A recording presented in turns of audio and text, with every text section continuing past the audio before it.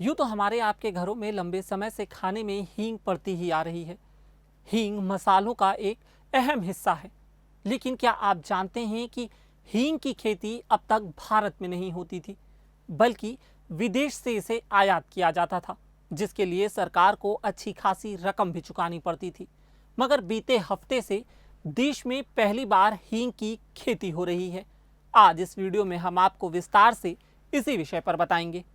बीते हफ्ते में हिमाचल प्रदेश के सुदूर लाहौल घाटी के किसानों ने पालमपुर स्थित CSIR संस्था द्वारा विकसित कृषि प्रौद्योगिकी की मदद से पहली बार हींग की खेती शुरू की है। आपको बता दें कि पिछले साल अफगानिस्तान, ईरान और उज्बेकिस्तान से लगभग 1500 टन कच्चे हींग का आयात किया गया। इस पर सरकार ने 942 करोड़ रुपए खर्च किए। चूंकि भारत में फेरुला हींग के पौधों की रोपण सामग्री की कमी इस फसल की खेती में एक बड़ी अड़चन थी, इसलिए CSIR के पालमपुर स्थित इंस्टीट्यूट ऑफ हिमालयन बायोसोर्स टेक्नोलॉजी यानी कि IHBT ने इसके बीजों को भारत लाया और इसकी कृषि तकनीक विकसित की।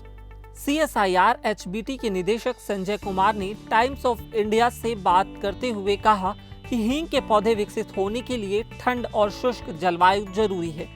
भारतीय हिमालय क्षेत्र के ठंडे रेगिस्तानी क्षेत्रों में लद्दाख और हिमाचल प्रदेश, उत्तराखंड और अरुणाचल प्रदेश के कुछ क्षेत्र हींग की खेती से इन क्षेत्रों के लोगों की आर्थिक स्थिति बदल सकती है। किसानों को खेती की लागत और शुद्ध रिटर्न के बारे में पूछे जाने पर वो कहते हैं कि इससे किसानों को अगले 5 वर्षों में लगभग 3 लाख रुपए प्रति हेक्टेयर की लागत आएगी और उन्हें 5वें वर्ष से न्यूनतम 10 लाख रुपए का शुद्ध लाभ होगा। हम राज्य सरकार के साथ मिलकर किसानों को वित्त और तकनीकी जानकारी भी देंगे। यह देश के ठंडे रेगिस्तानी क्षेत्रों में किसानों के लिए गेम चेंजर साबित होगा।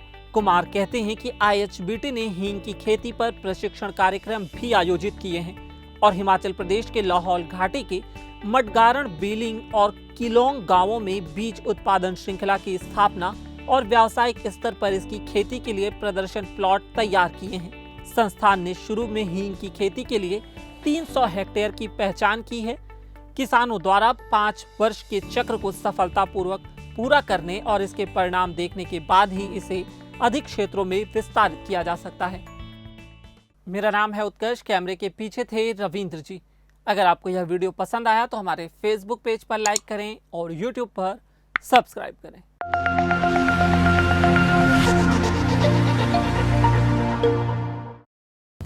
मैं सच हूं, मैं लल्लू राम हूं, मैं खड़ा हूं आपके लिए, मैं लड़ता हूं आपके लिए, मैं हर घर की आवाज हूं, मैं दिन रात आपके साथ हूं, मैं आपके अधिकारों की बात करता हूं, मैं राजनेताओं से सीधे संवाद करता हूं, मैं जनता के सवालों का जवाब ढूंढता हूं। मैं सच हूं, मैं लल्लू राम हूं। लल्लूराम.com, सच कहेंगे लल्लू राम।